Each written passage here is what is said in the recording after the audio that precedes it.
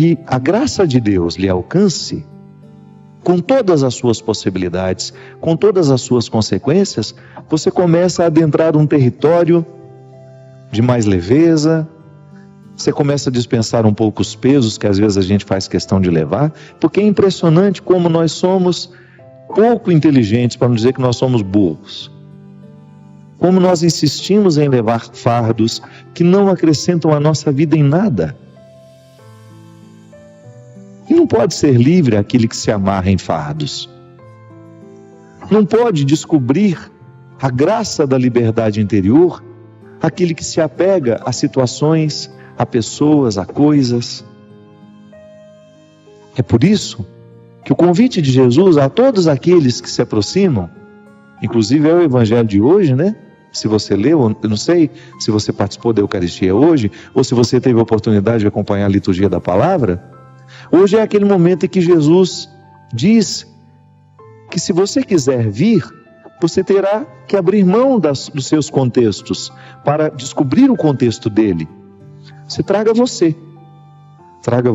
e a partir do momento que você se apresenta a ele, ele vai fazer uma grande obra na sua vida.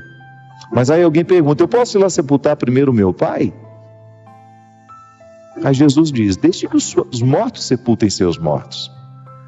Ele pode parecer num primeiro momento até grosseiro, né? Ou até indiferente ao sofrimento daquele que precisa primeiro sepultar os seus mortos, mas não. Ele está mostrando que a gente precisa ser livre. Até quando alguém morre na nossa vida, se a gente não se liberta para compreender a perda, a gente não organiza o luto nunca. A gente vai ficar amarrado aos nossos cadáveres 10, 20, 30 anos. Você sabe que um dos testemunhos mais bonitos que eu já ouvi na minha vida foi de uma senhora que uma vez assistindo o programa de direção espiritual, descobriu que ela estava amarrada à sua mãe morta. Sei lá em que contexto eu falava aqui, de que é preciso organizar o luto, é preciso abrir as portas do quarto daquele que morreu, retirar os pertences e ter coragem de distribuir aqueles pertences de uma maneira solidária, generosa, porque eu manter o quarto do meu filho morto não o traz de volta, mas me acorrenta de um jeito estranho à sua permanência, que não me faz viver. A ressurreição é imaterial. É quando eu descubro que meu filho não está nos objetos que ele deixou, ele está em mim. Ele está nos sonhos que ele sonhava, naquilo que eu posso fazer por ele. Essa mulher, ouvindo eu dizer justamente sobre isso, ela teve coragem de abrir as portas do quarto da mãe que ela mantinha, numa tentativa de manter a memória da mãe. E quando ela me encontrou pessoalmente, ela me contou essa história e ela me comoveu muito, ao me mostrar na prática aquilo que tantas vezes eu sei na teoria. Sim. Quando nós permitimos que Deus haja na nossa vida, quando Ele nos ajuda a viver o desapego, até mesmo daqueles que nós amamos, para permitir partir, ou para reestabelecer aquela memória de um jeito novo, porque todo mundo morre, minha gente. Todo mundo vai perder pessoas especiais. Todos nós somos assolados pela tristeza de ver partir alguém que nós amamos. Agora, a minha vida não pode terminar na hora que o outro morre, porque senão eu não dou testemunho da ressurreição, ou eu não faço justiça à vida que eu ainda tenho. Então a liberdade interior me ajuda a fazer isso, me ajuda a dar a Deus, me ajuda a perder. Quantas coisas eu já perdi na minha vida? Quantas pessoas eu já perdi na minha vida? E posso dizer que tudo isso que eu fui perdendo, essas situações que me foram tão dolorosas, eu me lembro quando a minha irmã morreu, meu Deus do céu. Eu pensei que eu nunca mais seria capaz de me alegrar com alguma coisa. Tamanha era a profundidade daquela dor. Eu vendo a minha mãe sepultar a minha irmã, eu fiquei pensando, eu acho que a minha mãe nunca mais será capaz de sorrir, de se alegrar por alguma situação. Mas ela, envolvida pela graça de Deus, foi aos poucos se restabelecendo. E você que conhece a dona Ana sabe como essa mulher não se economiza nas alegrias, né?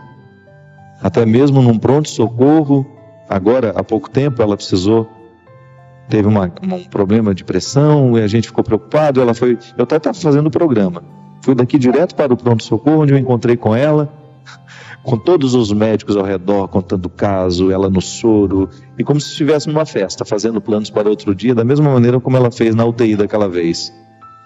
Então eu me admiro de ver a capacidade de superação da minha mãe. Mas por quê? Existe nela uma ação da graça divina, fazendo com que a minha mãe dê esse testemunho para todo mundo que está ao redor dela. Minha mãe é uma mulher forte, eu posso dizer isso. Sim, mas ela reconcilia na carne todas as fraquezas do mundo, porque eu também conheço bem as fraquezas dela. Só que ela tem o direito de dizer, hoje eu livre sou. Por quê? Porque ela já perdeu muito na vida. E ela soube perder do jeito certo. A palavra de São Paulo em Gálatas nos fala de maneira brilhante, de maneira primorosa. É para sermos verdadeiramente livres que Cristo nos libertou. Permanecei, pois, firmes e não vos deixeis sujeitar de novo ao jugo da escravidão. Olha como o processo não termina no momento em que nós ficamos livres. Eu, ao ser libertado, ao dar um passo na direção da minha liberdade interior, eu preciso zelar para que as situações não venham me oprimir novamente. Porque todas as estruturas que nos escravizam continuam. É igual organizar um luto. No momento em que minha mãe sepultou a Heloísa, iniciou-se no coração dela uma recuperação que foi diária. Inclusive a gente até vive alguns aprendizados que só a perda de alguém muito essencial na nossa vida nos ensina. Uma delas é aquilo que o poeta Mia Couto, o escritor moçambicano, fala de maneira tão interessante. O morto amado, ele nunca para de morrer. Todos os dias você tem de conviver com aquela morte. Está vendo? É assim. Eu preciso entender que para eu chegar ao contexto dessa libertação, de ser capaz de organizar esse luto, eu terei que matar os meus fantasmas diariamente, eu teria que administrar a notícia novamente. Morreu, não existe mais. E buscar os recursos que a vida pode me oferecer para que eu tenha condições de chegar a essa superação. Se a minha mãe me ensina com a vida dela, se ela perdeu uma filha, ela diz isso. Ela viu situações muito tristes ao longo da vida dela, mas talvez nada mais triste do que isso, porque você ver um filho que morreu, ver um filho atrás das grades, são as situações terríveis que minha mãe já experimentou na vida, injustamente atrás das grades e enfim. Mas ali naquele momento ela proclamava essa libertação que Deus proporcionava a ela viver, por causa das próprias convicções. O que nos liberta, minha gente? O que nos liberta? Qual é o advogado que pode nos retirar de trás das grades do sofrimento? São as nossas convicções. É o que a gente pensa que nos liberta. É a palavra que ilumina a nossa consciência que é capaz de nos libertar. Talvez a libertação não chegue na sua vida, é porque você ainda não pensa de maneira libertadora. Talvez você ainda seja escravo de si mesmo em tantas dimensões, talvez você ainda seja ciumento, talvez você ainda esteja mergulhado nas suas mesquinharias, é porque você ainda não foi iluminado pelo pensamento que liberta, que é a palavra de Cristo. É a sua mentalidade, é o seu evangelho, é o seu jeito de ser, é o seu jeito de viver, de interpretar o mundo, de interpretar as pessoas. É isso que nos liberta. Nós vivemos num tempo de tantas escravidões, as escravidões do preconceito. Meu Deus do céu, às vezes nós assistimos a um debate político e as pessoas se atacam de maneira, meu Pai de misericórdia, e você fica pensando, você vê o desrespeito de um ser humano pelo outro, você vê o tempo todo, você assiste a um noticiário e você fica percebendo a crueldade sendo cada vez mais presente entre nós. Por quê? Porque falta uma mentalidade que nos liberte. Falta uma mentalidade que nos dê condições de olhar para o outro com um pouco mais de amor, de olhar para o outro que vive a sexualidade diferente de nós, que fez opções diferentes de nós, e a gente ser capaz de ter um respeito por aquela pessoa, de não tratá-la com descrédito, como se ela fosse um ser humano de segunda grandeza. Falta aqui, minha gente, falta libertação na nossa cabeça. Nós muitas vezes somos escravos dos nossos preconceitos, nós somos escravos das nossas arrogâncias, porque nos falta a mentalidade de Jesus em nós, o tempo todo, aqui, ó. Quando você pega os evangelhos, quando você vai ver onde Jesus viveu, com quem ele viveu, quem ele escolheu para estar ao lado dele, os miseráveis, os pecadores. Jesus não teve problema com os pecadores, Jesus teve problema com os religiosos do seu tempo. Por quê? Porque estavam os religiosos do seu tempo escravizados pela lei. Estavam escravizados por uma maneira de pensar que dava a eles o direito de desprezar pessoas, de menosprezar pessoas. Não é possível admitir um discurso religioso que me dê o direito de desprezar um irmão, por mais errado que ele esteja vivendo. A força do Evangelho, a libertação que ele provoca em nós, é justamente para que a gente tenha condições de superar as nossas mazelas, ir ao encontro dos que precisam de nós, estabelecer com eles comunhão, ainda que eles continuem diferentes de nós. Cada um assume a regra que escolheu para viver.